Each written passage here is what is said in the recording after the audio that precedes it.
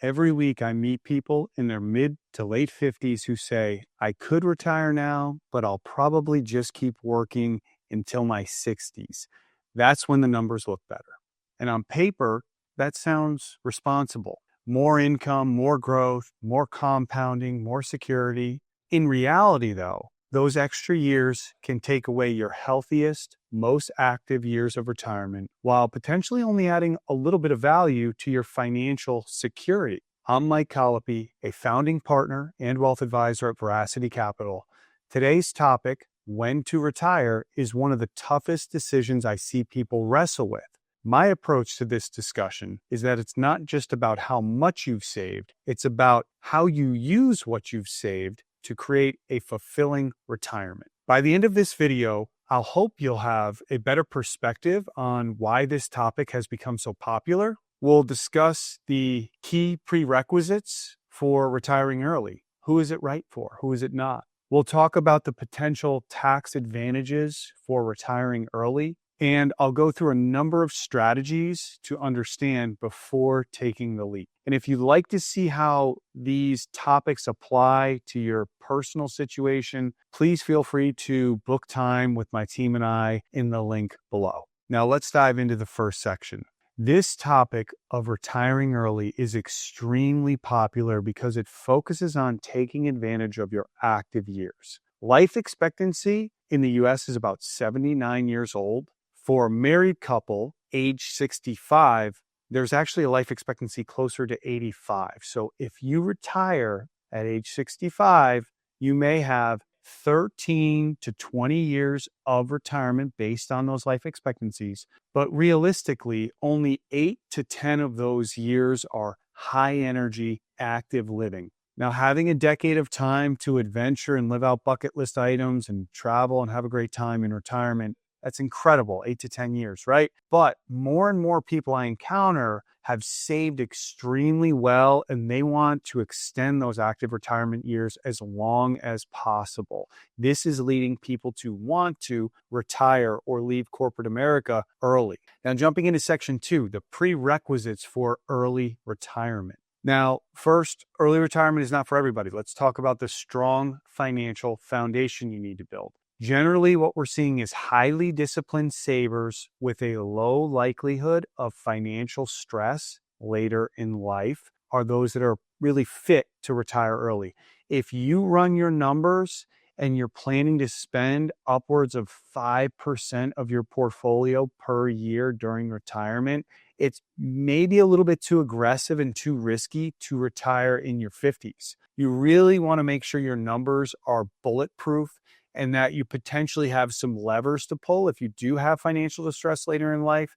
Levers such as downsizing a home, selling off rental properties, or having some other income sources that you can rely on. Otherwise, again, retiring early with a high spending rate relative to your assets can create a lot of risk. Now, beyond the financial foundation, you need a very strong purpose generally to retire early. People who find meaning and purpose outside of their career and are excited about leaving the workplace, those are generally the people that retiring early is most suited for. There are people out there who regret retiring, not just because of the money, but because of the purpose and identity. You really need to be convicted in your vision well before hanging it up and calling it quits. It's common to underestimate the intangible value and the strong sense of identity that folks have with their careers. Your social network, your habits, restaurants you frequent, your purpose, right, is very tied in sometimes to your career. It's challenging to leave that behind.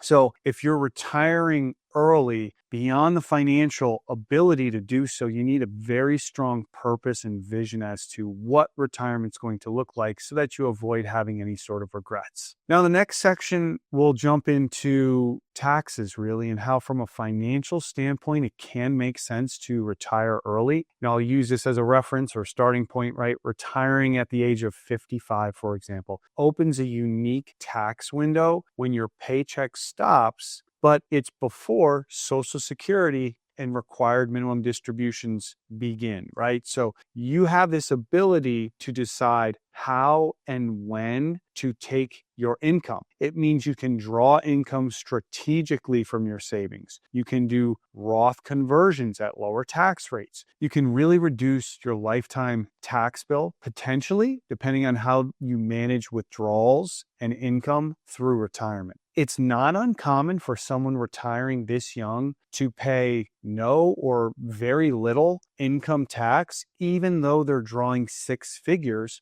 from their savings and portfolio. For example, the standard deduction for a married couple is $31,500 in the year of 2025. So you could have an IRA distribution of $31,500 and pay no taxes on it, right? That's your standard deduction. Additionally, for a married couple, the first $96,700 of capital gains are taxed at 0%. So you could really look to create $128,000 of income between an IRA distribution and capital gains and pay very little or no taxes on it. Frankly, you might be able to withdraw more. It really depends on your gains and how many embedded gains you have in your taxable brokerage account. On the other hand, if you worked until your mid-60s, you certainly would have accumulated more wealth, but you'll likely find less flexibility from a tax standpoint, right? So from a wealth planning, legacy standpoint, you'll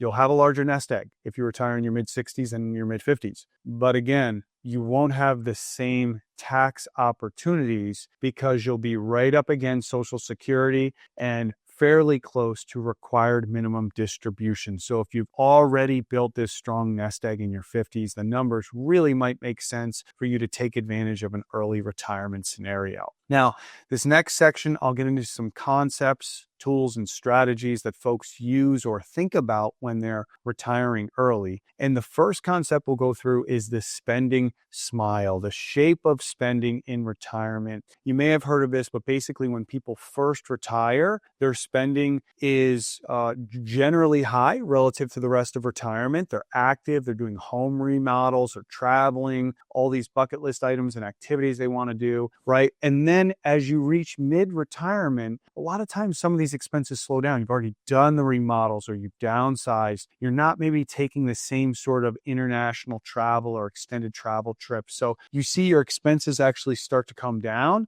And then in late retirement, they may go back up due to healthcare expenses. So we commonly see this smile impact during retirement. And why that matters is you want to think about spending in retirement as being dynamic, right? We all know you spend different amounts each year based on your trips, your home renovations, or your home updates that you have to do because the AC or the roof had an issue. And that's how you want to think about it when you're doing your planning. You don't want to just say, hey, I'll withdraw 4% per year, because the reality is expenses will vary year to year. So think about a dynamic spending pattern. Next on our list is the rule of 72T, which allows penalty-free withdrawals from IRA accounts before the age of 59 and a half. So there are some nuances to this where you need to set up substantially equal periodic payments. So basically systematic payments for a number of years. You have to do this for 5 years or until the age of 59 and a half, whichever is longer. But this can really help bridge the gap between, when you're retiring early and that 59 and a half where you can normally take your IRA distributions. Next is sequence of return risk. Really, I'll say it a different way too, recession risk, right? When people retire, they worry that they're retiring into a bad economy or into a recession and that their portfolio is going to lose money right when they finally give up work. That is terrifying for some retirees. Now, what we want to do if we're retiring early is have a little extra cash flow and safety net on the sidelines in cash alternatives, short-term fixed income, right? We need to be able to weather a storm. We're potentially going to have a longer retirement because we retired early. And because of that, we need to make sure that we're protected from a cash flow standpoint. So getting the allocation right really matters. This leads me right into the next topic, which is you need growth in your portfolio too, right? Inflation protection.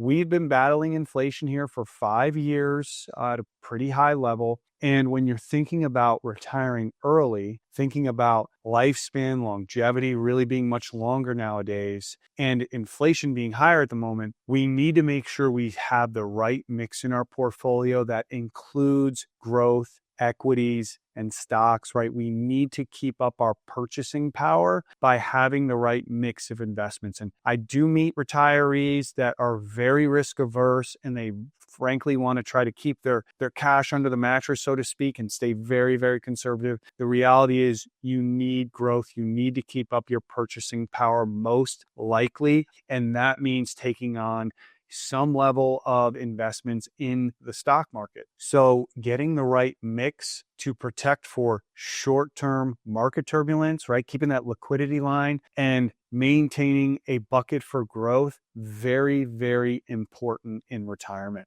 Now, the next topic, we've really touched on this earlier, but it's talking about tax efficiencies with withdrawals. Some people go into retirement and say, hey, I'm going to withdraw everything from my taxable brokerage first because it's at a lower tax rate. And then I'll tap my IRAs later on. I'll give them time to grow in a tax-deferred nature, which seems to be reasonable. But what we try to do in retirement is levelize your tax bracket throughout retirement years.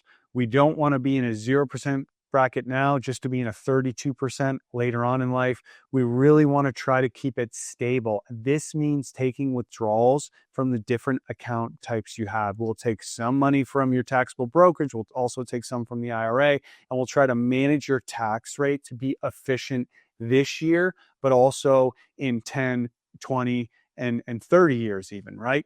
Next on our list is the healthcare bridge. This is often overlooked, very important. If you retire before Medicare, Medicare starts at age 65. If you retire earlier, you will need healthcare coverage. You'll need to go to the marketplace and buy private insurance. These policies can be extremely costly. There are or have been subsidies, but the subsidies might go away. So when you're running your budget, thinking about retiring early, make sure you're pricing in what healthcare will cost for you and your family, because it could be much higher than you expect. And I've seen this be a surprise budget item for retirees.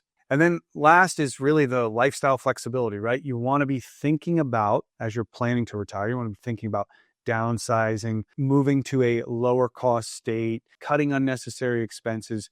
You want to be lean, not only mentally for the fact of not carrying all that extra baggage, but just from a financial standpoint to have you prepared for a longer retirement period. So keep flexibility in mind and think about the spending smile and the dynamic spending nature of retirement. This will help better prepare you for an early retirement. And now this last section, I'll just jump back into the purpose, right? Purpose really matters. You don't need to know exactly how you'll spend every day in retirement, but you should have a strong vision for retirement before pulling the trigger and retiring. Think about what excites you, travel, volunteering, hobbies. Plan for those things. Think about how it will actually feel. Talk to your friends and family about how it's going to feel. Get some good feedback. Without purpose, many retirees feel regret and they may want to return to work. But the reality is, once you've been out of the workforce for an extended period, it's very challenging to get back in, nearly impossible, especially in today's world with the advancements in technology. It's tough to keep your skill set up and jump back in and get a fair salary for your experience. So measure twice, cut once when it comes to thinking through this retirement, because there is generally no going back, at least into the same role you had been in before. Retirement is a very big decision. You know that. It's not just about the money. It's about your health, your purpose, maintaining flexibility. You may not be able to shave 10 years off of your career and retire early, but you may be able to shave 1, 2, 3, 4 years off your career and retire younger in your healthier years. That would be life-changing. That would be amazing for many. As always, I hope this video brought you some helpful perspective. And if you'd like to discuss retiring early in a one-on-one setting, feel free to book time with me directly using the link on my YouTube page. Thank you.